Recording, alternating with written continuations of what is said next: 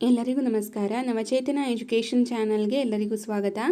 ಇವತ್ತು ನಾವು ಇಂಗ್ಲೀಷ್ ಪೆಡಾಗಜಿಗೆ ಸಂಬಂಧಪಟ್ಟಂತೆ ಮೋಸ್ಟ್ ಎಕ್ಸ್ಪೆಕ್ಟೆಡ್ ಕ್ವಶನ್ಸ್ಗಳನ್ನು ಡಿಸ್ಕಸ್ ಮಾಡ್ತಾ ಹೋಗೋಣ.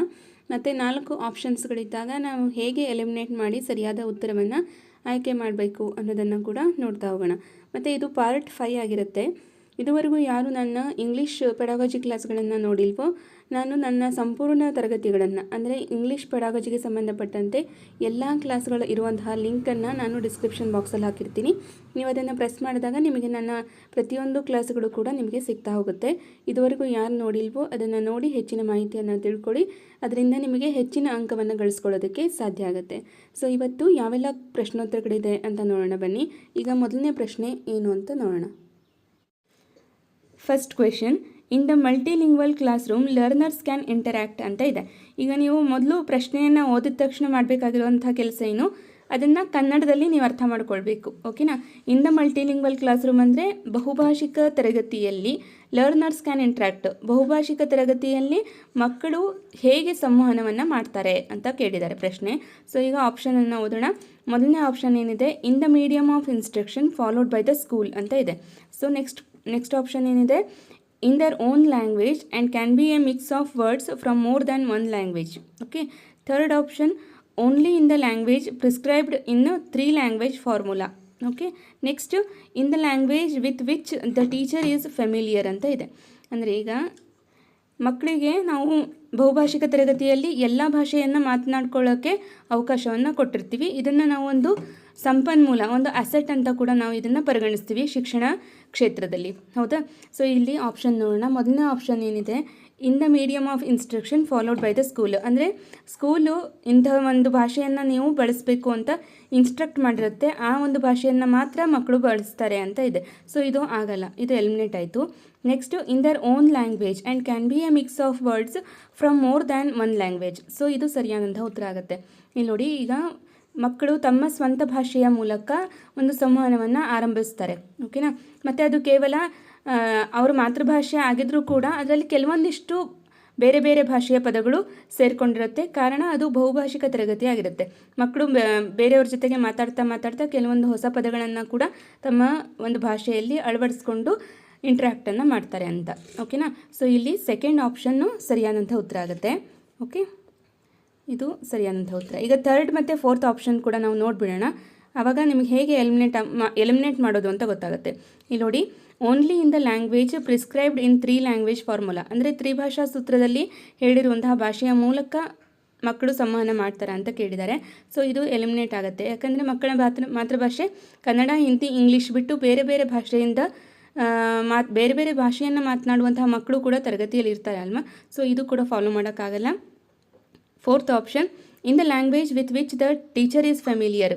ಇದು ಕೂಡ ತಪ್ಪು. ಟೀಚರಿಗೆ ಪರಿಚಿತವಾಗಿರುವಂಥ ಒಂದು ಭಾಷೆಯ ಮೂಲಕ ಮಕ್ಕಳು ಸಂವಹನ ಮಾಡಿರಿ ಅಂದರೆ ಅದು ಸಾಧ್ಯ ಆಗತ್ತಾ? ಇಲ್ಲ. ಇಲ್ಲಿ ಟೀಚರ್ ಏನು ಮಾಡಬೇಕು, ಮಕ್ಕಳ ಭಾಷೆಯನ್ನು ಕಲಿತು ಅವರ ಜೊತೆಗೆ ಸಂವಹನ ಮಾಡಬೇಕಾಗತ್ತೆ ಹೊರತು ಮಕ್ಕಳು ಟೀಚರ್ಗೆ ಪರಿಚಯ ಇರುವಂತಹ ಭಾಷೆಯಲ್ಲಿ ಇಂಟ್ರ್ಯಾಕ್ಟ್ ಮಾಡಲಿಕ್ಕೆ ಸಾಧ್ಯ ಇಲ್ಲ.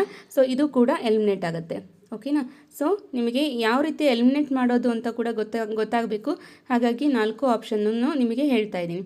ಓಕೆನಾ. ಈ ರೀತಿ ಕನ್ನಡಕ್ಕೆ ನೀವು ಅದನ್ನು ಟ್ರಾನ್ಸ್ಲೇಟ್ ಮಾಡಿಕೊಂಡು ಅರ್ಥ ಮಾಡಿಕೊಂಡ್ರೆ ಇಂಗ್ಲೀಷಲ್ಲಿ ಕೂಡ ನೀವು 25 ಅಂಕಗಳನ್ನು ಪಡ್ಕೊಳ್ಬೋದು. ಓಕೆನಾ. ಸೊ ಈಗ ಮುಂದಿನ ಪ್ರಶ್ನೆಯನ್ನು ನೋಡೋಣ. Second question, diagnostic test are administered to ಅಂತ ಇದೆ. ಅಂದರೆ ಡಯಾಗ್ನೋಸ್ಟಿಕ್ ಟೆಸ್ಟ್ ಅಂದರೆ ಏನು, ಕನ್ನಡದಲ್ಲಿ ನೈದಾನಿಕ ಪರೀಕ್ಷೆ ಅಂತ ಹೇಳ್ತೀವಿ. ನೈದಾನಿಕ ಪರೀಕ್ಷೆಯನ್ನು ಯಾವಾಗ ಮಾಡ್ತೀವಿ, ಯಾಕೆ ಮಾಡ್ತೀವಿ ಅನ್ನೋದು ನಮಗೆ ಗೊತ್ತಿದೆ ಅಲ್ವಾ. ಸೊ ನಮಗೆ ಗೊತ್ತಾದಾಗ ಉತ್ತರವನ್ನು ಹುಡುಕೋದು ಸುಲಭ ಆಗುತ್ತೆ. ಓಕೆ. ಈಗ ಇಲ್ಲಿ ನೋಡಿ, find out deficiency of the students with a view to planning ಅಂತ ಇದೆ. Second, assess the suitability of a candidate for a specific programme. Next, test the language proficiency of students for providing them choice. Next, judge the students capabilities ಅಂತ ಇದೆ. ಅಂದರೆ ನಾವು ನೈದಾನಿಕ ಪರೀಕ್ಷೆಯನ್ನು ಯಾಕೆ ಮಾಡ್ತೀವಿ, ಒಬ್ಬ ವಿದ್ಯಾರ್ಥಿಯಲ್ಲಿ ಏನು ಕಲಿಕೆಯಲ್ಲಿ ಕೊರತೆ ಇದೆಯಲ್ಲ ಅದನ್ನು ಗುರುತಿಸಿ ಅವರಿಗೆ ಒಂದು ಪರಿಹಾರ ಬೋಧನೆಯನ್ನು ನೀಡಬೇಕು. ಅವರ ಒಂದು ಕೊರತೆಯನ್ನು ನಾವು ಕಡಿಮೆ ಮಾಡಿ ಅವ್ರನ್ನ ಕಲಿಕೆಯಲ್ಲಿ ತೊಡಗಿಸ್ಕೊಳ್ಬೇಕು ಅಂತ ಒಂದು ನೈದಾನಿಕ ಪರೀಕ್ಷೆಯ ಉದ್ದೇಶ ಇರೋದು. ಈಗ ನಮ್ಮ ಉತ್ತರ ಏನಾಗಬೇಕಿಲ್ಲಿ, ಆಪ್ಷನ್ 1 ಆಗುತ್ತೆ. ಓಕೆ, ಇಲ್ಲಿ ನೋಡಿ, find out deficiency of the students with a view to planning. ಅಂದರೆ ಮಕ್ಕಳ ಒಂದು ಡಿಫಿಷಿಯನ್ಸಿಯನ್ನು ನಾವು ಫೈಂಡ್ ಔಟ್ ಮಾಡಬೇಕು. ಫೈಂಡ್ ಔಟ್ ಮಾಡಿ ಅದನ್ನು ಸರಿ ಮಾಡೋದ್ರ ಒಂದು ದೃಷ್ಟಿಯಲ್ಲಿ ನಾವು ಅದನ್ನು ಪ್ಲ್ಯಾನಿಂಗ್ ಮಾಡೋಕ್ಕೋಸ್ಕರ ಡೈಗ್ನಾಸ್ಟಿಕ್ ಟೆಸ್ಟನ್ನು ಮಾಡ್ತೀವಿ ಅಂತ. ಓಕೆನಾ. ಸೊ ಇಲ್ಲಿ ಸರಿಯಾದಂಥ ಉತ್ತರ ಯಾವುದಾಗುತ್ತೆ? ಆಪ್ಷನ್ 1. ಓಕೆ, ಇಲ್ಲಿ ನೋಡಿ, next, assess the suitability of a candidate for a specific program. ಅಂದರೆ ಒಂದು ನಿರ್ದಿಷ್ಟವಾದಂಥ ಒಂದು ಪ್ರೋಗ್ರಾಮಿಗೋಸ್ಕರ, ಒಂದು ಯೋಜನೆಗೋಸ್ಕರ ಮಕ್ಕಳ ಒಂದು ಸುಟಬಿಲಿಟಿ, ಮಕ್ಕಳು ಅದಕ್ಕೆ ಸೂಟ್ ಆಗ್ತಾರಾ ಇಲ್ವಾ ಅಂತ ಟೆಸ್ಟ್ ಮಾಡಲಿಕ್ಕೆ ನಾವು ಡಯಾಗ್ನಾಸ್ಟಿಕ್ ಟೆಸ್ಟ್ ಮಾಡೋವಂಥದ್ದಲ್ಲ. ಸೊ ಇದು ಸೆಕೆಂಡ್ ಒನ್ ಎಲಿಮಿನೇಟ್ ಆಯ್ತಲ್ವಾ. Next, test the language proficiency. ಕೇವಲ ಲ್ಯಾಂಗ್ವೇಜ್ ಪ್ರೊಫಿಷಿಯನ್ಸಿ ಮಾತ್ರ ನಾವು ಚೆಕ್ ಮಾಡಲಿಕ್ಕೆ ಡಯಾಗ್ನಾಸ್ಟಿಕ್ ಟೆಸ್ಟನ್ನು ಮಾಡಲ್ಲ. ಸೊ ಇದು ಕೂಡ ಎಲಿಮಿನೇಟ್ ಆಯಿತು.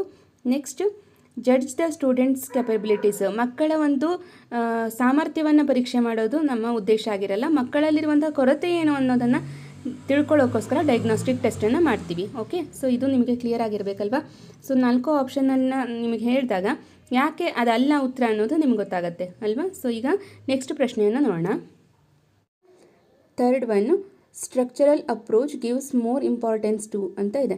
ಅಂದರೆ ಸ್ಟ್ರಕ್ಚರಲ್ ಅಪ್ರೋಚು ಯಾವುದಕ್ಕೆ ಹೆಚ್ಚಿನ ಒಂದು ಆದ್ಯತೆಯನ್ನು ಕೊಟ್ಟು ಭಾಷೆಯನ್ನು ಕಲಿಸಲಾಗುತ್ತೆ ಅಂತ ಕೇಳಿರೋದು. ಈಗ ನಾವು ಸ್ಟ್ರಕ್ಚರಲ್ ಅಪ್ರೋಚನ್ನು ಡಿಸ್ಕಷನ್ ಮಾಡುವಾಗ ಥಿಯರಿ ಕ್ಲಾಸಲ್ಲಿ ಇದನ್ನು ನಾವು ನೋಡಿದ್ವಿ. ಸೊ ಈಗ ನೀವು ಅದನ್ನು ಅಪ್ಲೈ ಮಾಡಬೇಕಿಲ್ಲಿ ಉತ್ತರವನ್ನು ಆಯ್ಕೆ ಮಾಡೋದಕ್ಕೆ. ಓಕೆನಾ. ಇಲ್ಲಿ option speech and reading, second one reading only, third one speech only, fourth reading and writing ಅಂತ ಇದೆ. ಈಗ ಸ್ಟ್ರಕ್ಚರಲ್ ಅಪ್ರೋಚ್ ಅಂದರೆ ಏನು? ಒಂದು ಸೆಂಟೆನ್ಸನ್ನು ಯಾವ ಒಂದು ಸ್ಟ್ರಕ್ಚರಲ್ಲಿ ಬರೀಬೇಕು ಅನ್ನೋದನ್ನು ಮಕ್ಕಳಿಗೆ ಹೆಚ್ಚು ಫೋಕಸ್ ಮಾಡಿ ಹೇಳ್ಕೊಡ್ಲಾಗುತ್ತೆ. ಸೊ ಇಂಪಾರ್ಟೆನ್ಸ್ ಇರೋದು ಸೆಂಟೆನ್ಸ್ ಸ್ಟ್ರಕ್ಚರನ್ನು ಕಲಿಸೋದ್ರಲ್ಲಿ, ಹೌದಾ. ಇಲ್ಲಿ ಮಾತುಗಾರಿಕೆಗೆ ಹೆಚ್ಚಿನ ಒಂದು ಆದ್ಯತೆ ಇರೋದಿಲ್ಲ. ಸೊ ಸ್ಪೀಚ್ ಅನ್ನೋದು ಇಲ್ಲಿ ಎಲಿಮಿನೇಟ್ ಆಗುತ್ತೆ. ಓಕೆ, ಸ್ಪೀಚ್ ಆ್ಯಂಡ್ ರೀಡಿಂಗು ಇದು ಎಲಿಮಿನೇಟ್ ಆಯಿತು. ಸ್ಪೀಚ್ ಓನ್ಲಿ, ಸೊ ಇದು ಎಲಿಮಿನೇಟ್ ಆಯಿತು. ಈಗ ರೀಡಿಂಗ್ ಓನ್ಲಿನ ಅಥವಾ ರೀಡಿಂಗ್ ಆ್ಯಂಡ್ ರೈಟಿಂಗ್ ಅಂತ ಇದೆ. ಈಗ ಸ್ಟ್ರಕ್ಚರಲ್ ಅಪ್ರೋಚಲ್ಲಿ ನಾವು ಅದನ್ನು ಬರೆಯೋದನ್ನು ಹೇಳ್ಕೊಡ್ತೀವಿ ತಾನೆ. ಈಗ ಸಬ್ಜೆಕ್ಟು, ವರ್ಬು, ಆಬ್ಜೆಕ್ಟು ಈ ರೀತಿಯಾಗಿ ಒಂದು ಸೆಂಟೆನ್ಸನ್ನು ಕ್ರಿಯೇಟ್ ಮಾಡಿ, ಫಾರ್ ಎಕ್ಸಾಂಪಲ್ ಈಗ ಶೀ ಸ್ಯಾಂಗ್ ಎ ಸಾಂಗ್. ಶೀ ಅನ್ನೋದು ಏನಾಗುತ್ತೆ? ಸಬ್ಜೆಕ್ಟು, ಸ್ಯಾಂಗ್ ಅನ್ನೋದು ವರ್ಬು, ಎ ಸಾಂಗ್ ಅನ್ನೋದು ಆಬ್ಜೆಕ್ಟು. ಸೊ ಈ ರೀತಿಯಾಗಿ ನಾವು ಮಕ್ಕಳಿಗೆ ಹೇಳ್ಕೊಡ್ತೀವಿ. ಇದನ್ನು ಮಕ್ಕಳು ಏನು ಮಾಡಬೇಕು? ಅದನ್ನು ಓದಲೂ ಬೇಕಾಗತ್ತೆ. ಈಗ ಒಂದು ಸ್ಟ್ರಕ್ಚರಲ್ಲಿ ಸೆಂಟೆನ್ಸ್ ಬರೀಬೇಕು ಅಂದರೆ ಅದನ್ನು ಮಕ್ಕಳು ಓದಿ ಅನಂತರ ಬರೀಬೇಕಾಗತ್ತೆ, ಹೌದಾ. ಸೊ ಹಾಗಾದರೆ ಇಲ್ಲಿ 2 ಸ್ಕಿಲ್ಲಿಗೆ ಇಂಪಾರ್ಟೆನ್ಸನ್ನು ಕೊಡ್ತೀವಿ. ರೀಡಿಂಗ್ ಆ್ಯಂಡ್ ರೈಟಿಂಗ್ ಅನ್ನೋದು ಸರಿಯಾದಂಥ ಉತ್ತರ. Not only reading. Okay, not only reading ಇಲ್ಲಿ ಸರಿಯಾದಂಥ ಉತ್ತರ ಆಗಲ್ಲ. ರೀಡಿಂಗ್ ಆ್ಯಂಡ್ ರೈಟಿಂಗ್ ಅನ್ನೋದು ಸರಿಯಾದಂಥ ಉತ್ತರ.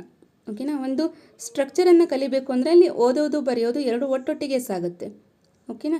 ಸೊ ಈ ರೀತಿಯಾಗಿ ಥಿಂಕ್ ಮಾಡಿ ಉತ್ತರವನ್ನು ನಾವು ಹಾಕಬೇಕಾಗತ್ತೆ. ಇದು ನಿಮಗೆ ಕ್ಲಿಯರ್ ಆಗಿದೆ ಅಲ್ವಾ. ಈಗ ಮುಂದಿನ ಪ್ರಶ್ನೆಯನ್ನು ನೋಡೋಣ. 4ನೇ ಪ್ರಶ್ನೆ, which among the following does not come under meaning based activities. ಇಲ್ಲಿ ಮೀನಿಂಗ್ ಬೇಸ್ಡ್ ಆ್ಯಕ್ಟಿವಿಟೀಸ್ ಅಂದರೆ ಅರ್ಥ ಆಧಾರಿತ ಚಟುವಟಿಕೆ ಅಥವಾ ಅರ್ಥ ಆಧಾರಿತ ಕಲಿಕೆ ಅಂತ ನಾವು ಪರಿಗಣಿಸಬೇಕು.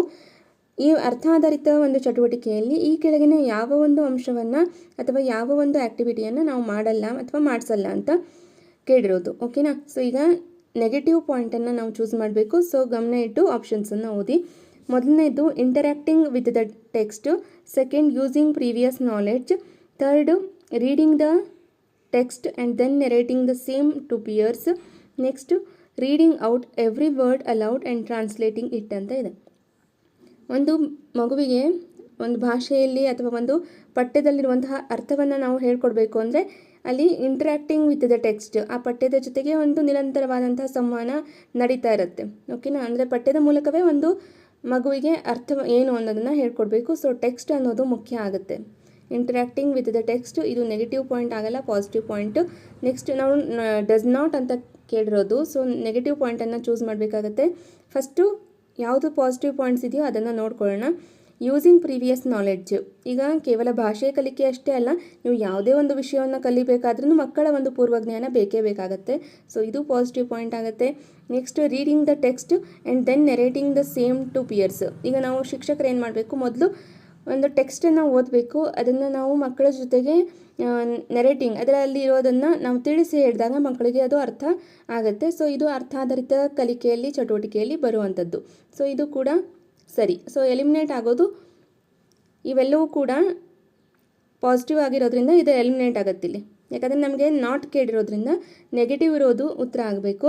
ಇಲ್ಲಿ ನೋಡಿ, reading out every word aloud and translating it, ಅಂದರೆ ಪ್ರತಿಯೊಂದು ಪದವನ್ನು ಜೋರಾಗಿ ಓದಿ ಅದನ್ನು ಟ್ರಾನ್ಸ್ಲೇಟ್ ಮಾಡಿ ಮಕ್ಕಳಿಗೆ ಅರ್ಥ ಮಾಡಿಸ್ಬೇಕು ಅಂತ ಇದೆ. ಸೊ ಇದು ಮೀನಿಂಗ್ ಬೇಸ್ಡ್ ಆ್ಯಕ್ಟಿವಿಟೀಸಲ್ಲಿ ಅಷ್ಟು ಸೂಕ್ತವಲ್ಲದಂತಹ ಒಂದು ಚಟುವಟಿಕೆ. ಇಲ್ಲಿ ಪ್ರತಿಯೊಂದು ಪದವನ್ನು ಜೋರಾಗಿ ಓದಿ ಅದನ್ನು ಅರ್ಥ ಮಾಡಿಸ್ಬೇಕು ಅನ್ನುವಂಥದ್ದಿಲ್ಲ. ವಿತ್ ದ ಟೆಕ್ಸ್ಟ್, ನಾವು ಪಠ್ಯವನ್ನು ಏನು ಹೇಳ್ಕೊಡ್ತಿರ್ತೀವಲ್ಲ, ಪಾಠವನ್ನು ಹೇಳ್ಕೊಡ್ತಿರ್ತೀವಲ್ಲ, ಅದರಲ್ಲಿ ನಾವು ಮಕ್ಕಳಿಗೆ ಪ್ರತಿಯೊಂದು ಪದ ವಾಕ್ಯಗಳ ಅರ್ಥವನ್ನು ಮಾಡಿಸ್ತಾ ಹೋಗಬೇಕಾಗತ್ತೆ. ಇದು ಮೀನಿಂಗ್ ಬೇಸ್ಡ್ ಆ್ಯಕ್ಟಿವಿಟೀಸಲ್ಲಿ ಬರುವಂಥದ್ದು. ಓಕೆ, ಸೊ ಈಗ ಎಲಿಮಿನೇಟ್ ಆಗೋದು ಪಾಸಿಟಿವ್ ಪಾಯಿಂಟ್ಸ್ಗಳು. ಇವು 3 ಎಲಿಮಿನೇಟ್ ಆದಾಗ ನಮಗೆ ಡಸ್ ನಾಟ್ ಅನ್ನೋದು ನೆಗೆಟಿವ್ ಉತ್ತರ ಒಂದು ಸಿಗುತ್ತೆ, ಇದೊಂದೇ ನೆಗೆಟಿವ್ ಉತ್ತರ. ಓಕೆನಾ? ಸೊ ಇದು ಅರ್ಥ ಆಯ್ತಲ್ವಾ? ಡಸ್ ನಾಟ್ ಅಂದರೆ ನೆಗೆಟಿವ್ ಪಾಯಿಂಟನ್ನೇ ಚೂಸ್ ಮಾಡಬೇಕು, ನಾವು ಪಾಸಿಟಿವ್ ಪಾಯಿಂಟ್ಸನ್ನು ಎಲಿಮಿನೇಟ್ ಮಾಡಬೇಕು. ಸೊ ಇದು ಒಂದು ಟ್ರಿಕ್ಸ್. ಓಕೆನಾ? ಸೊ ನೆಕ್ಸ್ಟ್ ಒಂದು ಪ್ರಶ್ನೆಯನ್ನು ನೋಡೋಣ. 5ನೇ ಪ್ರಶ್ನೆ, in which method of teaching reading syllable become unit of reading ಅಂತ ಇದೆ. ಅಂದರೆ ಇದು ಟೈಪ್ಸ್ ಆಫ್ ಟೀಚಿಂಗ್ ರೀಡಿಂಗ್ನ ಮೇಲೆ ಕೇಳಿರುವಂಥ ಒಂದು ಪ್ರಶ್ನೆ. ಇದರ ಮೇಲೆ ನಾನು ಕಂಪ್ಲೀಟ್ ಸೆಷನ್ ಮಾಡಿದ್ದೀನಿ. ಇದುವರೆಗೂ ಯಾರು ನೋಡಿಲ್ವೋ ಅದನ್ನು ನೋಡಿದವರಿಗೆ ಇದನ್ನು ಸುಲಭವಾಗಿ ಉತ್ತರವನ್ನು ಗೆಸ್ ಮಾಡಲಿಕ್ಕೆ ಸಾಧ್ಯ ಆಗುತ್ತೆ. ಇಲ್ಲಿ ಸಿಲೆಬಲ್ನ ಫೋಕಸ್ ಮಾಡಿ ನಾವು ಓದನ್ನು ಕಲಿಸುವಂಥ ಪದ್ಧತಿ ಯಾವುದು ಅಂತ ಕೇಳಿರೋದು. ಸಿಲೆಬಲ್ ಅಂದರೆ ಏನು? ಉಚ್ಚಾರಣೆ, ಯಾವ ಒಂದು ಅಕ್ಷರವನ್ನು ಯಾವ ರೀತಿ ಉಚ್ಚಾರಣೆ ಮಾಡಬೇಕು ಅಂತ ಹೇಳ್ಕೊಡ್ಲಾಗುತ್ತಲ್ಲ, ಅಂತಹ ಪದ್ಧತಿ ಯಾವುದಾಗಿದೆ? ಆಪ್ಷನ್ನು word method, phonic method, phrase method, sentence method ಅಂತ ಇದೆ. ಸಿಲೆಬಲ್ಗಳಿಗೆ ಫೋಕಸ್ ಮಾಡುವಂತಹ ಒಂದು ಪದ್ಧತಿ ಅಥವಾ ಮೆಥಡ್ ಅಂದರೆ ಫೋನಿಕ್ ಮೆಥಡ್. ಓಕೆ, ಫೋನಿಕ್ ಮೆಥಡಲ್ಲಿ ಸಿಲೆಬಲ್ಗಳಿಗೆ ಹೆಚ್ಚಿನ ಒಂದು ಆದ್ಯತೆಯನ್ನು ಕೊಟ್ಟು ಉಚ್ಚಾರಣೆಯನ್ನು ಮಕ್ಕಳಲ್ಲಿ ಸರಿಯಾದ ರೀತಿಯಲ್ಲಿ ಕಲಿಸ್ಬೇಕು. ಫಾರ್ ಎಕ್ಸಾಂಪಲ್, ಈಗ CAT ಸ್ಯಾಟ್ ಆಗಲ್ಲ, ಕ್ಯಾಟ್ ಆಗುತ್ತೆ. ಎಲ್ಲಿ ಅದನ್ನು ನಾವು ಸಿ ಆಗಿ ಬಳಸಬೇಕು, ಎಲ್ಲಿ ಕೆ ಆಗಿ ಅದು ಮಾರ್ಪಾಡಾಗುತ್ತೆ ಅನ್ನೋದನ್ನು ಮಕ್ಕಳಿಗೆ ಹೇಳ್ಕೊಡ್ತೀವಿ. ಅಂಥ ಒಂದು ಮೆಥಡನ್ನು ನಾವು ಫೋನಿಕ್ ಮೆಥಡ್ ಅಂತ ಹೇಳ್ತೀವಿ. ಮತ್ತು ಇಲ್ಲಿ ಸಿಲೆಬಲ್ಗಳಿಗೆ ಹೆಚ್ಚಿನ ಆದ್ಯತೆ ಇರೋದ್ರಿಂದ phonic method is also called as syllabic method. Okay, ಇದನ್ನು ಪ್ರಶ್ನೆ ಕೇಳ್ತಾರೆ. ಸಿಲೆಬಿಕ್ ಮೆಥಡ್ ಅಂತ ಯಾವುದನ್ನು ಕರೀತಾರೆ ಅಂದರೆ ಫೋನಿಕ್ ಮೆಥಡನ್ನು. ಓಕೆ, ವರ್ಡ್ ಮೆಥಡ್ ಅಂದರೆ ಪದಗಳ ಮೂಲಕ ನಾವು ಮಕ್ಕಳಿಗೆ ಒಂದು ಓದನ್ನು ಕಲಿಸುವಂಥ ಪದ್ಧತಿ. ಇದನ್ನು ಲುಕ್ ಆ್ಯಂಡ್ ಸೇ ಮೆಥಡ್ ಅಂತ ಕೂಡ ಹೇಳ್ತೀವಿ. ಫ್ರೇಸ್ ಮೆಥಡ್ ಅಂದರೆ ಪದಗುಚ್ಛಗಳನ್ನು ಪರಿಚಯಿಸೋದ್ರ ಮೂಲಕ ಮಕ್ಕಳಿಗೆ ಓದನ್ನು ಕಲಿಸುವಂಥದ್ದು. ಸೆಂಟೆನ್ಸ್ ಮೆಥಡ್ ಅಂದರೆ ಇಡಿಯಾಗಿ ಒಂದು ವಾಕ್ಯವನ್ನು ಕೊಟ್ಟು ಮಕ್ಕಳಿಗೆ ಓದನ್ನು ಕಲಿಸುವಂತಹ ಮೆಥಡ್. ಮತ್ತು ಇದು ಒಂದು ಪ್ರೂವ್ ಆಗಿದೆ, this is the best method ಅಂತ. ಓಕೆನಾ? ಸೊ ಇದಿಷ್ಟು ಈ ಒಂದು ಪ್ರಶ್ನೆಗೆ ಬೇಕಾದಂತಹ ಮಾಹಿತಿ.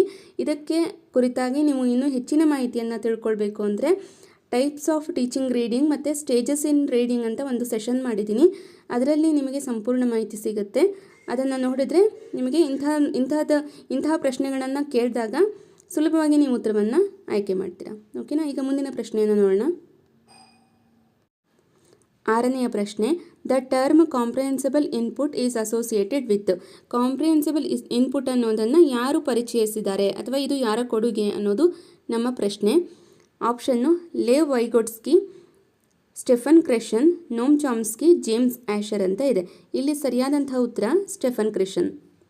ಓಕೆ, ಸ್ಟೆಫನ್ ಕ್ರೆಷನ್ ಅವರು ಏನು ಹೇಳ್ತಾರೆ, ಇದು ಈಗ ಕಾಂಪ್ರಿಹೆನ್ಸಿಬಲ್ ಇನ್ಪುಟ್ ಅಂದರೆ ಒಂದು ಗ್ರಹಿಕೆಯ ಸಾಮರ್ಥ್ಯ ಅಂತ ಅರ್ಥ.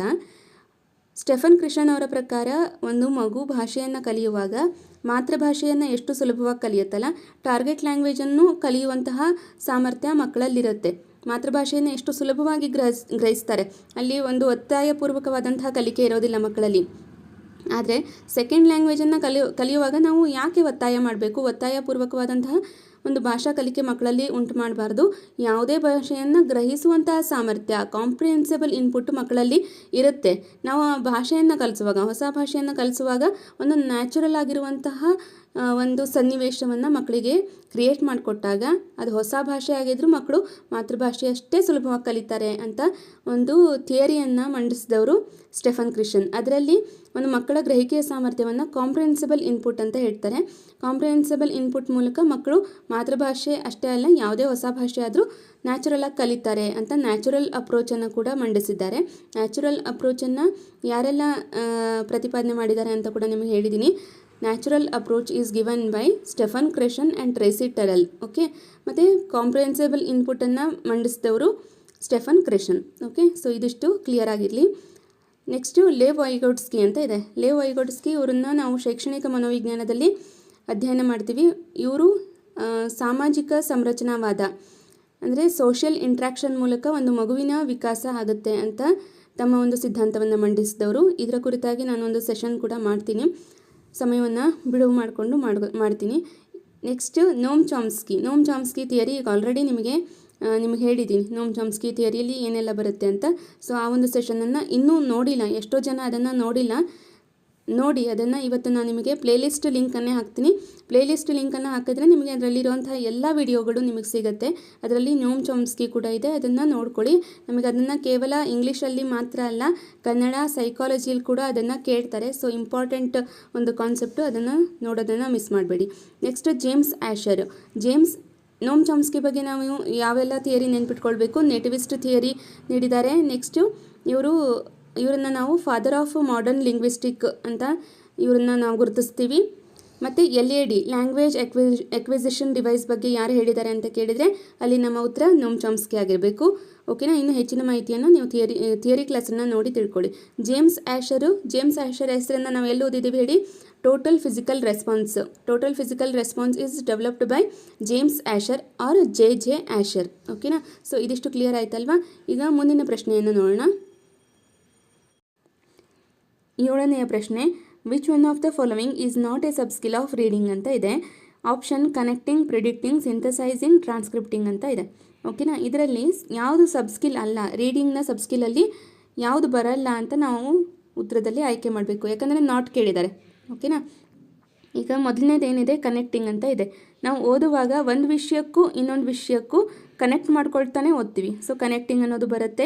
ನೆಕ್ಸ್ಟ್ ಪ್ರಿಡಿಕ್ಟಿಂಗ್ ಅಂದರೆ ಈಗ ಒಂದು ವಿಷಯವನ್ನು ಓದುವಾಗ ಯಾವುದೋ ಒಂದು ಹೊಸ ಪದ ಬರುತ್ತೆ, ಅದರ ಅರ್ಥ ನಮಗೆ ಗೊತ್ತಿಲ್ಲದೆ ಇದ್ದಾಗ ನಾವು ಏನು ಮಾಡ್ತೀವಿ, ಆ ಒಂದು ಓದ್ತಾ ಇರುವಂತಹ ವಿಷಯಕ್ಕೆ ಸೂಕ್ತವಾಗುವಂತಹ ಅರ್ಥವನ್ನು ನಾವೊಂದು ಗೆಸ್ ಮಾಡ್ಕೊಂಡು ಓದ್ತಾ ಹೋಗ್ತೀವಲ್ಲ, ಇದನ್ನು ನಾವು ಪ್ರಿಡಿಕ್ಟಿಂಗ್ ಅಂತ ಹೇಳ್ತೀವಿ. ಸೊ ಇದು ಕೂಡ ರೀಡಿಂಗ್ ಸಬ್ಸ್ಕಿಲಲ್ಲಿ ಬರುವಂಥದ್ದು. ಓಕೆ. ನೆಕ್ಸ್ಟ್ ಸಿಂಥಸೈಸಿಂಗ್ ಅಂದರೆ ನಾವು ಓದುವಂತಹ ವಿಷಯವನ್ನು ಸಂಶ್ಲೇಷಣೆ ಮಾಡೋದು ನಮಗೆ ಗೊತ್ತಿರಬೇಕಾಗತ್ತೆ. ಸೊ ಇದು ಕೂಡ ರೀಡಿಂಗ್ ಸಬ್ಸ್ಕಿಲಲ್ಲಿ ಬರುತ್ತೆ. ಓಕೆ. ನೆಕ್ಸ್ಟ್ ಟ್ರಾನ್ಸ್ಕ್ರಿಪ್ಟಿಂಗ್, ಇದು ಕೂಡ ಬರಲ್ಲ ನಮಗೆ, ಯಾಕಂದರೆ ಇದು ಟ್ರಾನ್ಸ್ಕ್ರಿಪ್ಟಿಂಗು ರೈಟಿಂಗಲ್ಲಿ ಬರುವಂತಹ ಒಂದು ಸಬ್ಸ್ಕಿಲ್ಲು. ಟ್ರಾನ್ಸ್ಕ್ರಿಪ್ಟಿಂಗ್ ಅಂದರೆ ಈಗ ಒಂದು ವಿಷಯ ಇರುತ್ತೆ ಅಥವಾ ಯಾವುದೋ ಒಂದು ಟೆಕ್ಸ್ಟ್ ಇರುತ್ತಲ್ಲ, ಅದನ್ನು ಆ್ಯಸ್ ಇಟ್ ಈಸ್ ಕಾಪಿ ಮಾಡ್ತೀವಲ್ಲ, ಅದನ್ನು ನಾವು ಟ್ರಾನ್ಸ್ಕ್ರಿಪ್ಟಿಂಗ್ ಅಂತ ಹೇಳೋದು. ಕನ್ನಡದಲ್ಲಿ ಟ್ರಾನ್ಸ್ಕ್ರಿಪ್ಟಿಂಗ್ ಅಂದರೆ ಪ್ರತಿಲೇಖನ ಅಂತ ಹೇಳ್ತೀವಿ. ಇದು ಬರವಣಿಗೆಗೆ ಸಂಬಂಧಪಟ್ಟಿರೋದ್ರಿಂದ ಇದು ರೀಡಿಂಗ್ ಸಬ್ಸ್ಕಿಲಲ್ಲಿ ಬರೋದಿಲ್ಲ. ಹಾಗಾದರೆ ನಮ್ಮ ಉತ್ತರ ಯಾವುದಾಗಬೇಕು? ಟ್ರಾನ್ಸ್ಕ್ರಿಪ್ಟಿಂಗ್ ಅನ್ನೋದು ಸರಿಯಾದಂಥ ಉತ್ತರ. ಮೇಲಿನ 3 ಕನೆಕ್ಟಿಂಗ್, ಪ್ರಿಡಿಕ್ಟಿಂಗ್, ಸಿಂಥಸೈಸಿಂಗು ಇದೆಲ್ಲವೂ ಕೂಡ ರೀಡಿಂಗ್ ಸಬ್ಸ್ಕಿಲಲ್ಲಿ ಬರುವಂತಹ ಅಂಶಗಳು. ಓಕೆನಾ. ಟ್ರಾನ್ಸ್ಕ್ರಿಪ್ಟಿಂಗ್ ಅನ್ನೋದು ಬರವಣಿಗೆಗೆ ಸಂಬಂಧಪಡೋದ್ರಿಂದ ನಾವು ಇದನ್ನು ಉತ್ತರವಾಗಿ ಆಯ್ಕೆ ಮಾಡಬೇಕಾಗತ್ತೆ. ನಾಟ್ ಅನ್ನೋದನ್ನು ನೋಡಿಕೊಂಡು ಉತ್ತರವನ್ನು ಹಾಕಿ, ಯಾಕಂದರೆ ಇಂಥದ್ರಲ್ಲೇ ನಾವು ಮಾರ್ಕ್ಸನ್ನು ಮಿಸ್ ಮಾಡ್ಕೊಳ್ತೀವಿ. ಓಕೆನಾ. ಸೊ ಈಗ 8ನೆಯ ಪ್ರಶ್ನೆಯನ್ನು ನೋಡೋಣ. 8ನೆಯ ಪ್ರಶ್ನೆ, which one of the following is least importance in enhancing speaking skill of children ಅಂತ ಇದೆ. ಅಂದರೆ ಈಗ ಈ ಒಂದು ಪ್ರಶ್ನೆಯನ್ನು ನೀವು ಸರಿಯಾಗಿ ಅರ್ಥ ಮಾಡಿಕೊಂಡ್ರೆ ಮಾತ್ರ ಸರಿಯಾಗಿ ಉತ್ತರವನ್ನು ಹಾಕ್ಲಿಕ್ಕೆ ಸಾಧ್ಯ. ಇಲ್ಲಿ ನೋಡಿ, which one of the following is least. Okay, ಇದನ್ನು ಗಮನಿಸಬೇಕು. ಲೀಸ್ಟ್ ಇಂಪಾರ್ಟೆನ್ಸ್ ಅಂದರೆ ಕಡಿಮೆ ಇಂಪಾರ್ಟೆನ್ಸ್ ಇರುವಂತಹ ಅಂಶವನ್ನು ನಾವು ಆಯ್ಕೆ ಮಾಡಬೇಕಾಗತ್ತೆ. ಯಾವುದರಲ್ಲಿ? ನೋಡಿ, ಇನ್ ಎನ್ಹ್ಯಾನ್ಸಿಂಗ್ ಸ್ಪೀಕಿಂಗ್ ಸ್ಕಿಲ್ನ ಎನ್ಹ್ಯಾನ್ಸ್ ಮಾಡೋದಕ್ಕೆ, ಬೆಳೆಸೋದಕ್ಕೆ, ಒಂದು ಇಂಪ್ರೂವ್ಮೆಂಟ್ ಮಾಡೋದಕ್ಕೆ ಕಡಿಮೆ ಆದ್ಯತೆ ಇರುವಂತಹ, ಕಡಿಮೆ ಪ್ರಾಮುಖ್ಯತೆ ಇರುವಂತಹ ಅಂಶ ಯಾವುದು? It means we have to choose the negative answer in this question. Okay. So ನಾವು ಆಪ್ಷನ್ಸನ್ನು ಕೇರ್ಫುಲ್ಲಾಗಿ ಓದಬೇಕು. ಕಡಿಮೆ ಪ್ರಾಮುಖ್ಯತೆ ಇರುವಂತಹ ಅಂಶ ಯಾವುದು ಅನ್ನೋದನ್ನು ನೋಡಿಕೊಂಡು ಉತ್ತರವನ್ನು ಹಾಕಬೇಕಾಗತ್ತೆ. ಓಕೆನಾ. ನಿಮಗೆ ಮೊದಲು ಪ್ರಶ್ನೆಯನ್ನು ಯಾಕೆ ಅರ್ಥ ಮಾಡಿಸ್ತಿದ್ದೀನಿ ಅಂದರೆ, ಪ್ರಶ್ನೆ ಅರ್ಥ ಆದರೆ ನೀವು ಸುಲಭವಾಗಿ ಉತ್ತರವನ್ನು ಆಯ್ಕೆ ಮಾಡ್ತೀರಾ ಅಂತ. ನೀವು ಎಕ್ಸಾಮಲ್ಲಿ ಕೂಡ ಇದೇ ರೂಲನ್ನು ಫಾಲೋ ಮಾಡಬೇಕು. ಪ್ರಶ್ನೆಯನ್ನು ಸರಿಯಾಗಿ ಅರ್ಥ ಮಾಡಿಕೊಂಡು ಅನಂತರ ಮುಂದುವರಿರಿ. ಓಕೆನಾ.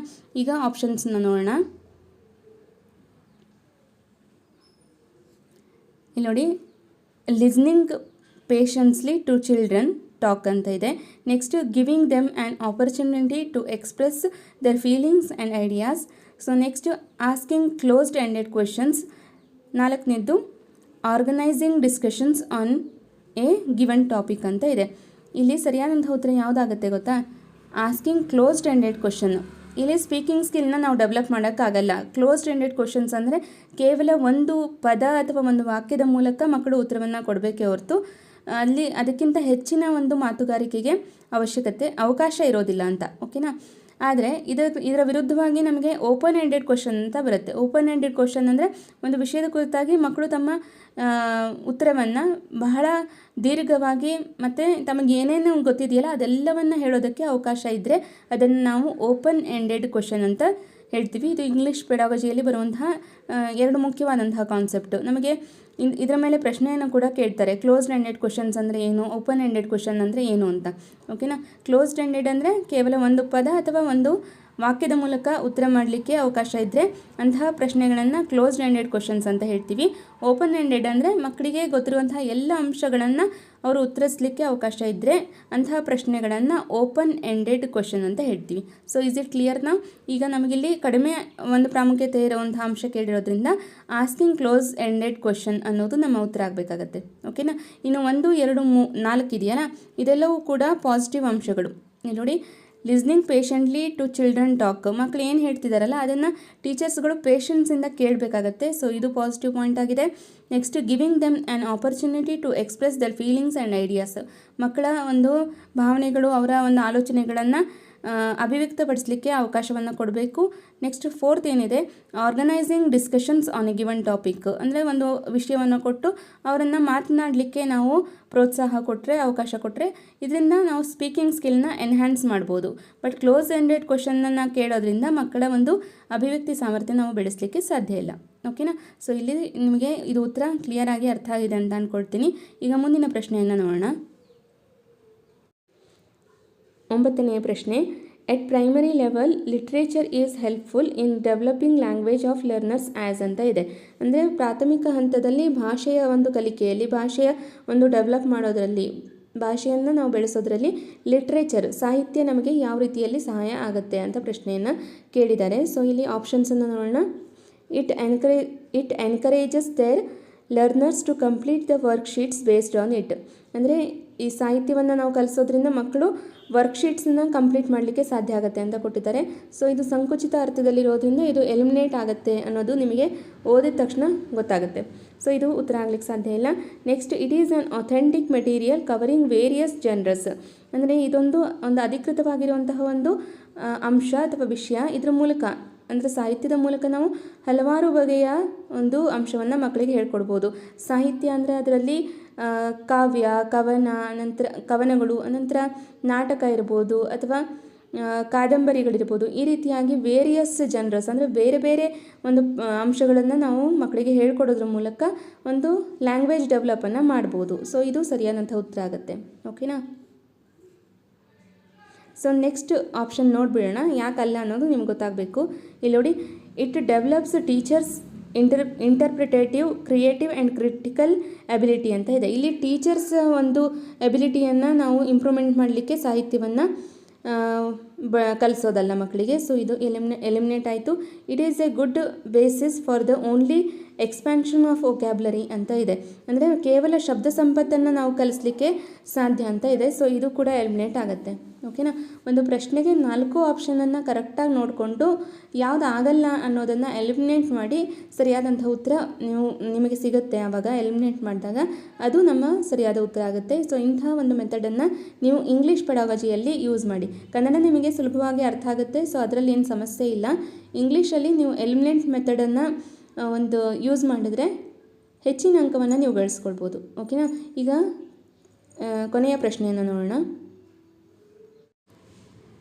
10ನೇ ಪ್ರಶ್ನೆ, when A child learns A language naturally without much more practice it is called ಅಂತ ಇದೆ. ಅಂದರೆ ಒಂದು ಮಗು ಭಾಷೆಯನ್ನು ನ್ಯಾಚುರಲ್ ಆಗಿ, ಸ್ವಾಭಾವಿಕವಾಗಿ ಮತ್ತು ಯಾವುದೇ ಒಂದು ಹೆಚ್ಚಿನ ಒಂದು ಪ್ರಾಕ್ಟೀಸು ಅಥವಾ ಒಂದು ಅಭ್ಯಾಸ ಇಲ್ಲದೆ ಒಂದು ಭಾಷೆಯನ್ನು ಕಲಿತ್ರೆ ಅದನ್ನು ನಾವು ಇಂಗ್ಲೀಷ್ ಪೆಡಾಗಜಿಯಲ್ಲಿ ಏನಂತ ಕರಿತೀವಿ ಅಂತ ಕೇಳಿದ್ದಾರೆ. ಸೊ ಇಲ್ಲಿ ಆಪ್ಷನ್ ನೋಡೋಣ. Language adaptation, language learning, language acquisition, language generalisation ಅಂತ ಇದೆ. ಇಲ್ಲಿ ಸರಿಯಾದಂಥ ಉತ್ತರ ಲ್ಯಾಂಗ್ವೇಜ್ ಎಕ್ವಿಸಿಷನ್, ಅಂದರೆ ಒಂದು ಭಾಷೆಯ ಗ್ರಹಿಕೆ ಅಂತ ನಾವು ಹೇಳ್ತೀವಿ ಹೊರತು ಭಾಷೆಯ ಕಲಿಕೆ ಅಂತ ಹೇಳಲ್ಲ. ನಮಗೆ ಇಂಗ್ಲೀಷಲ್ಲಿ ಫಸ್ಟ್ ಒಂದು ಚಾಪ್ಟರ್ ಬರುತ್ತೆ ಲರ್ನಿಂಗ್ ಆ್ಯಂಡ್ ಎಕ್ವಿಸಿಷನ್ ಅಂತ, ಕನ್ನಡದಲ್ಲೂ ಕೂಡ ಇದೆ ಭಾಷೆಯ ಕಲಿಕೆ ಮತ್ತು ಗ್ರಹಿಕೆ ಅಂತ. ಓಕೆನಾ. ಇದ್ರ ಕುರಿತಾಗಿ ನಾನು ಒಂದು ಕಂಪ್ಲೀಟ್ ಸೆಷನನ್ನು ಮಾಡಿದ್ದೀನಿ. ಅದನ್ನು ಯಾರು ನೋಡಿಲ್ವೋ ಅದನ್ನು ನೋಡಿ, ನಿಮಗೆ ಹೆಚ್ಚಿನ ಮಾಹಿತಿ ಅದರಲ್ಲಿ ಸಿಗುತ್ತೆ.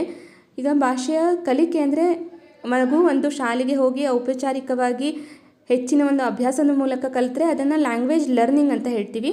ಸೊ ಲ್ಯಾಂಗ್ವೇಜ್ ಲರ್ನಿಂಗ್ ಇಲ್ಲಿ ಎರಡನೇ ಆಪ್ಷನಲ್ಲಿದೆ, ಇದು ಎಲಿಮಿನೇಟ್ ಆಗುತ್ತೆ. ಲ್ಯಾಂಗ್ವೇಜ್ ಅಡಾಪ್ಟೇಷನ್ ಅಂದರೆ ಒಂದು ಭಾಷೆಯನ್ನು ದತ್ತು ತಗೊಳ್ಳೋದು ಅಂತ ಇದೆ, ಸೊ ಇದು ಕೂಡ ಎಲಿಮಿನೇಟ್ ಆಗುತ್ತೆ. ಲ್ಯಾಂಗ್ವೇಜ್ ಜನರಲೈಸೇಷನ್ ಅಂತ ಇದೆ, ಅಂದರೆ ಒಂದು ಭಾಷೆಯ ಸಾಮಾನ್ಯೀಕರಣ ಅಂತ ಹೇಳಲಾಗುತ್ತೆ, ಸೊ ಇದು ಕೂಡ ಎಲಿಮಿನೇಟ್ ಆಗುತ್ತೆ. ಒಂದು ಮಗು ಭಾಷೆಯನ್ನು ಸ್ವಾಭಾವಿಕವಾಗಿ ಹೆಚ್ಚು ಪ್ರಯತ್ನವಿಲ್ಲದೆ, ಹೆಚ್ಚು ಅಭ್ಯಾಸವಿಲ್ಲದೆ ಸ್ವಾಭಾವಿಕವಾಗಿ ಕಲಿತ್ರೆ ಅದನ್ನು ನಾವು ಲ್ಯಾಂಗ್ವೇಜ್ ಅಕ್ವಿಸಿಷನ್ ಅಂತ ಹೇಳ್ತೀವಿ, ಕನ್ನಡದಲ್ಲಿ ಭಾಷೆಯ ಗ್ರಹಿಕೆ. ಓಕೆ, ಇದರ ಕುರಿತಾಗಿ ನೀವು ಇನ್ನೂ ಹೆಚ್ಚಿನ ಮಾಹಿತಿಯನ್ನು ತಿಳ್ಕೊಳ್ಬೇಕು ಅಂದರೆ ನಾನೇ ಮಾಡಿದ್ದೀನಿ ಒಂದು ಸೆಷನನ್ನು, ಲ್ಯಾಂಗ್ವೇಜ್ ಲರ್ನಿಂಗ್ ಆ್ಯಂಡ್ ಎಕ್ವಿಸಿಷನ್ ಅಂತ. ಸೊ ಅದರಲ್ಲಿ ನಿಮಗೆ ಸಂಪೂರ್ಣ ಮಾಹಿತಿ ಸಿಗುತ್ತೆ. ಓಕೆನಾ, ನಾನು ಇಲ್ಲೇ ಹೆಚ್ಚಿನ ವಿವರಣೆಯನ್ನು ಕೊಡ್ತಾ ಹೋದರೆ ವಿಡಿಯೋ ತುಂಬ ಲೆಂತಿ ಆಗುತ್ತೆ, ಅದಕ್ಕೋಸ್ಕರನೇ ಆ ಒಂದು ಸೆಷನನ್ನು ನೋಡಿ ಹೆಚ್ಚಿನ ಮಾಹಿತಿಯನ್ನು ತಿಳ್ಕೊಳ್ಳಿ. ಓಕೆನಾ. ಸೊ ನೆಕ್ಸ್ಟು ಈಗ 10 ಪ್ರಶ್ನೆಗಳನ್ನು ನಾವು ಡಿಸ್ಕಷನ್ ಮಾಡಿದ್ದೀವಿ. ಇದು ಪಾರ್ಟ್ 5 ಆಗಿದೆ. ಪಾರ್ಟ್ 1, ಪಾರ್ಟ್ 2, ಪಾರ್ಟ್ 3, ಪಾರ್ಟ್ 4 ಯಾರು ನೋಡಿಲ್ವೋ ನಿಮಗೆ ಅದು ಪ್ಲೇ ಲಿಸ್ಟಲ್ಲಿ ಸಿಗುತ್ತೆ, ಅದನ್ನು ನೀವು ಚೆಕ್ ಮಾಡಿ. ಅಲ್ಲೂ ಕೂಡ ನಾನು ಪ್ರತಿಯೊಂದರಲ್ಲೂ ಹೊಸ ಹೊಸ ಪ್ರಶ್ನೆಗಳನ್ನು ಆಯ್ಕೆ ಮಾಡಿಕೊಂಡು ಎಕ್ಸ್ಪ್ಲೇನ್ ಮಾಡಿದ್ದೀನಿ, ನಿಮಗೆ ಅರ್ಥ ಮಾಡಿಸುವಂಥ ಒಂದು ಪ್ರಯತ್ನವನ್ನು ಮಾಡಿದ್ದೀನಿ. ಮತ್ತು ಇನ್ನು ನೀವು ಬೇರೆ ಬೇರೆ ಕ್ಲಾಸ್ಗಳನ್ನು ಮಾಡಿ ಅಂತ ಕೇಳ್ತಾ ಇದ್ದೀರಾ. ಇಂಗ್ಲೀಷಿಗೆ ಸಂಬಂಧಪಟ್ಟಂತೆ ಸಾಕಷ್ಟು ಕ್ಲಾಸ್ಗಳನ್ನು ಮಾಡಿದ್ದೀನಿ, ಮಾಡ್ತೀನಿ ಕೂಡ. ಮತ್ತು ಈಗ ಸೋಷಿಯಲ್ ಕ್ಲಾಸ್ ಮಾಡಿದರೆ ಇಂಗ್ಲೀಷ್ ಪೆಡಾಗಜಿ ಮಾಡಿ ಅಂತೀರ, ಇಂಗ್ಲೀಷ್ ಪೆಡಾಗಜಿ ಮಾಡಿದರೆ ನೆಕ್ಸ್ಟು ಇನ್ಯಾವುದಾದ್ರೂ ಸಬ್ಜೆಕ್ಟ್ ಅಂತ ಹಾಕಿರ್ತೀರ. ಬಟ್ ನಿಮ್ಮ ಕುತೂಹಲ, ನಿಮ್ಮ ಆತಂಕ, ನೀವು ಕಲಿಬೇಕು ಅನ್ನುವಂಥ ಒಂದು ಬಯಕೆ ಏನಿದೆ ಅನ್ನೋದು ನನಗೆ ಗೊತ್ತಾಗುತ್ತೆ. ಮತ್ತು ನಾನು ಅರ್ಥ ಮಾಡಿಸುವಂಥ ರೀತಿ ನಿಮಗೆ ಇಷ್ಟ ಆಗ್ತಿದೆ ಅನ್ನೋದು ಇದರ ಮೂಲಕ ನನಗೆ ಗೊತ್ತಾಗ್ತಿದೆ. ಖಂಡಿತವಾಗ್ಲೂ TET ಬರೋವರೆಗೂ ಅತಿ ಹೆಚ್ಚಿನ ಕ್ಲಾಸ್ಗಳನ್ನು ನಿಮಗೆ ಮಾಡಿಕೊಡುವಂಥ ಪ್ರಯತ್ನವನ್ನು ನಾನು ಮಾಡ್ತಾ ಇದ್ದೀನಿ. ನಾನು ಕಲಿತಾ ಇದ್ದೀನಿ, ಕಲಿತಂತಹ ಅಂಶವನ್ನು ಆ್ಯಸ್ ಇಟ್ ಈಸ್ ನಿಮಗೂ ಅದನ್ನು ಅರ್ಥ ಮಾಡಿಸುವಂಥ ಒಂದು ಪ್ರಾಮಾಣಿಕ ಪ್ರಯತ್ನವನ್ನು ಮಾಡ್ತಾ ಇದ್ದೀನಿ. ನನ್ನ ಪ್ರಯತ್ನ ನಿಮಗೆ ಇಷ್ಟ ಆಗಿದ್ದರೆ ಈ ಒಂದು ಸೆಷನ್ನಿಗೆ ನಿಮ್ಮ ಲೈಕ್ ಇರಲಿ, ಮತ್ತು ಈ ಒಂದು ಸೆಷನ್ ನಿಮಗೆ ಹೇಗೆ ಅನಿಸ್ತು ಅನ್ನೋದನ್ನು ಕಮೆಂಟ್ ಮಾಡಿ ತಿಳಿಸಿ. ಮತ್ತು ಇದುವರೆಗೂ ನಮ್ಮ ಚಾನಲನ್ನು ಯಾರು ಸಬ್ಸ್ಕ್ರೈಬ್ ಮಾಡ್ಕೊಂಡಿಲ್ವೋ ಸಬ್ಸ್ಕ್ರೈಬ್ ಮಾಡಿಕೊಂಡು ಪಕ್ಕದಲ್ಲಿರುವಂತಹ ಬೆಲ್ ಬಟನನ್ನು ಪ್ರೆಸ್ ಮಾಡೋದ್ರ ಮೂಲಕ ನೋಟಿಫೈ ಆಗಿರಿ ಅಂತ ಹೇಳ್ತಾ ಇವತ್ತಿನ ಸೆಷನನ್ನು ಮುಗಿಸ್ತೀನಿ. Thank you all.